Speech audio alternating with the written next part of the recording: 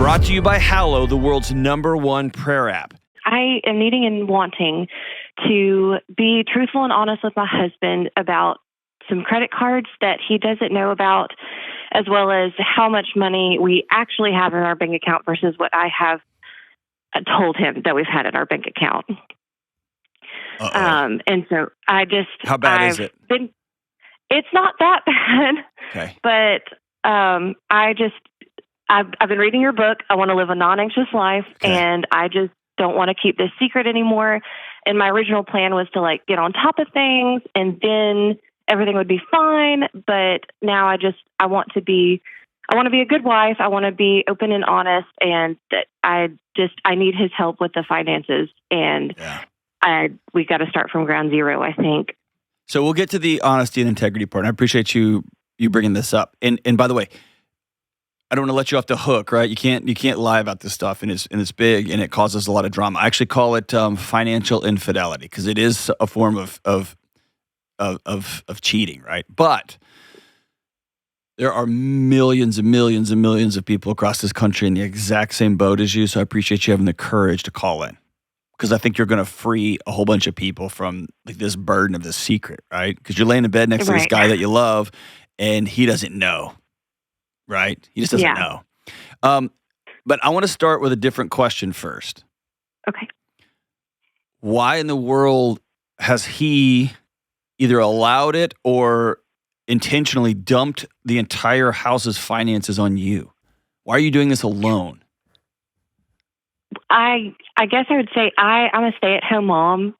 And so I kind of take care of all of the household duties and taking care of our kids and kind of everything that I can so that he can just work. And then, of course he helps with the kids and he helps with the household too.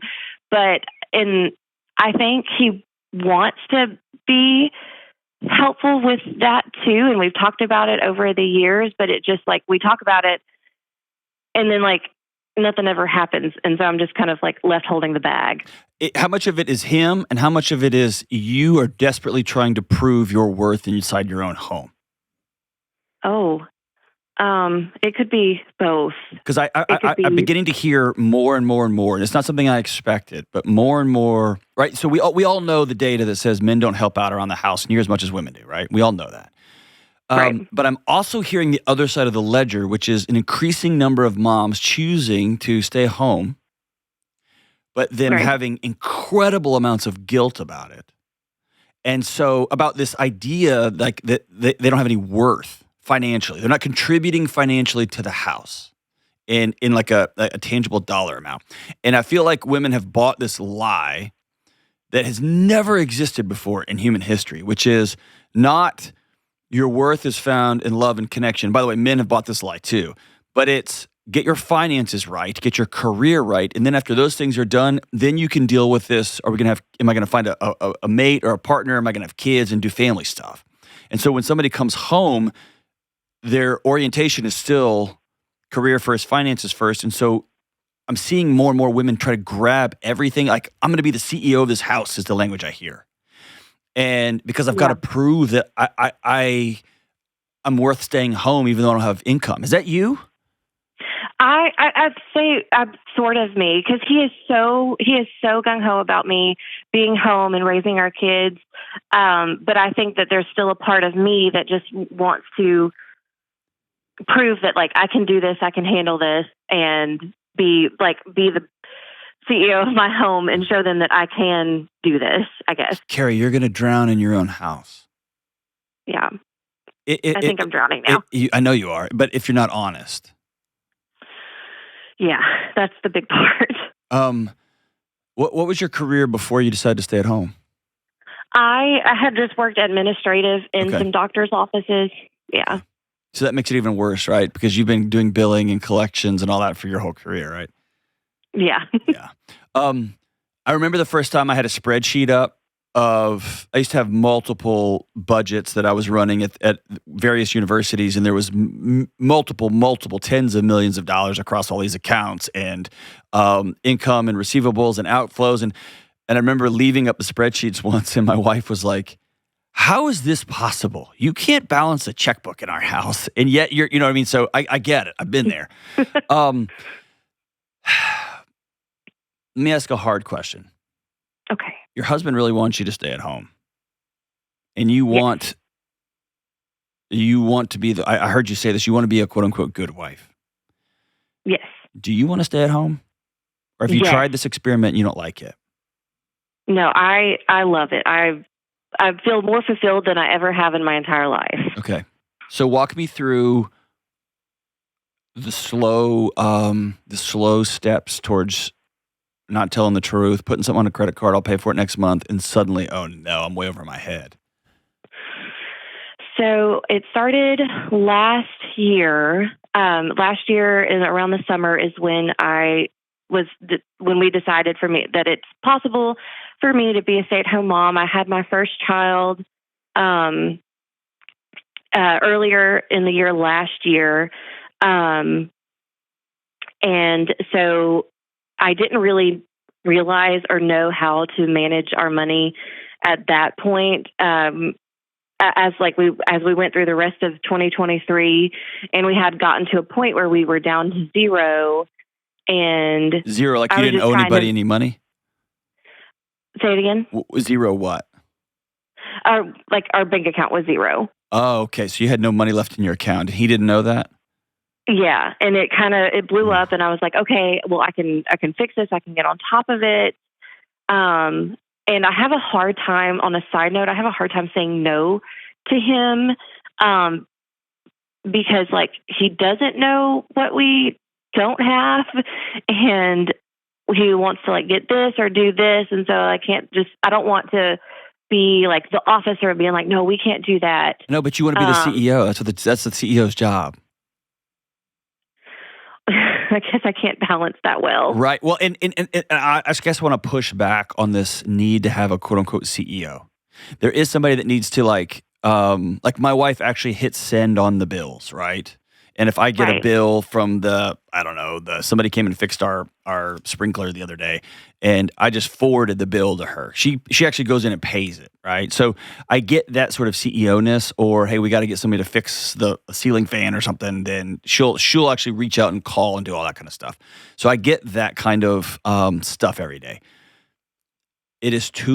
Money is too intimate. It's like saying, hey, you just deal with all the sex in our marriage.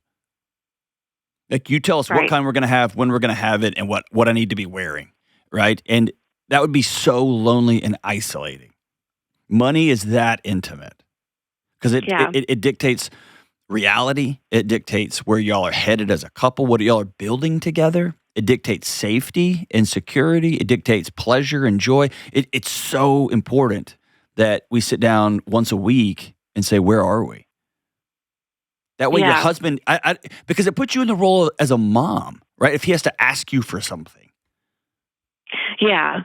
And you want to be his lover and his best friend, not his mom. Exactly. Yeah. Okay, so what does it look like to sit down and say, hey, I haven't told you the truth. I've run up a bunch of credit card debt, and I've taken out some loans, and we don't have near as much money as you think we do. And you and I are recording this call at the last day or two of October. So as y'all are heading into the holiday season, traveling, gift buying, he thinks y'all in a different place. Yeah. How's this going to go? I don't fully know. I think ultimately it will work itself out, but I think that he's going to be very surprised and very, very upset at me and the situation. Will he be mad at you like a dad, or will he feel betrayed that you've been suffering by yourself and he loves you and he wishes he had been able to help with this thing? I feel like there might be a little bit. I think there might be a little bit of both. I think the thing that it's going to be the worst part about it is that I haven't been truthful with him. Okay, fair. And so here's my rule of thumb for these kind of conversations. I want you to go straight towards the scariest part of the conversation first. Okay. And so here's how I would frame it. Honey, after baby goes to bed tonight, You and I need to have a hard conversation. I have not been telling you the truth. And there's going to be a pause. And I want him to feel it on you. And then I want you to say, I haven't slept with anybody, nothing like that. But I'm scared to death to have this conversation with you. And I'm nervous and I need you to be with me because I have to tell you the truth. Well, let's do it right now. I can't, not right this second. And I want you to set it up in that way. Because there's going to be a surge, there's going to be a suddenly fight or flight, and I want to give there to be 30 minutes, I want there to be an hour, I want there to be 45 minutes of letting this stuff kind of cycle through, and then we're going to sit down and have this hard conversation. And if I were you, I would write down facts. Okay. Because he's going to imagine y'all are $100,000 in credit card debt, and y'all have once you actually sit down and say, I've been drowning for the last year trying to keep up with the money stuff, and we're not in a good position right now, and I haven't told you the truth, and I'm scared. I'm just coming to you and being open. I know you're going to be mad, and you're going to be upset, and you're going to be hurt, but we've got a problem, and I need your help. Okay. That sounds like an amazing approach. Okay. If you just snap and say, hey, we have tons of credit card debt, it's just going to be coals on, he'll explode. And I think most of that explosion will come from fear. Yeah. But if you sit down and say, hey, I haven't told you the truth, our money's not too great, and like, how much do we owe? I don't know. He won't hear another word you say until you have a dollar amount. Because he'll go to a caustic thing. So get exactly, even if you have to pull a credit report. And by the way, go ahead and pull your credit reports. They're for free. You can pull all three of them. It's Equifax, Experian, and I forgot the other one. But you can pull your credit reports and say, I know you have reason to not trust me right now, so I want you to see, like, here is where it is. Okay. And you can highlight it. So how bad is it? How much do you owe? Well, actually, that part is not at least to me, it's not like the worst part because we've listened to the Ramsey show for a long time. Mm-hmm. But it's under 1,000. Oh, okay. All right. So it's a small amount. What do you think he's going to be upset about? Does he think you'll have an emergency fund of some sort? Yeah, he thinks that we have. He thinks that we have money in the account, and virtually we have none. Okay. And is it because he spends too much and you spend too much and y'all spend too much, or is it because he's going to work and you're secretly buying a bunch of stuff on Amazon? Like, why is there no money in the account?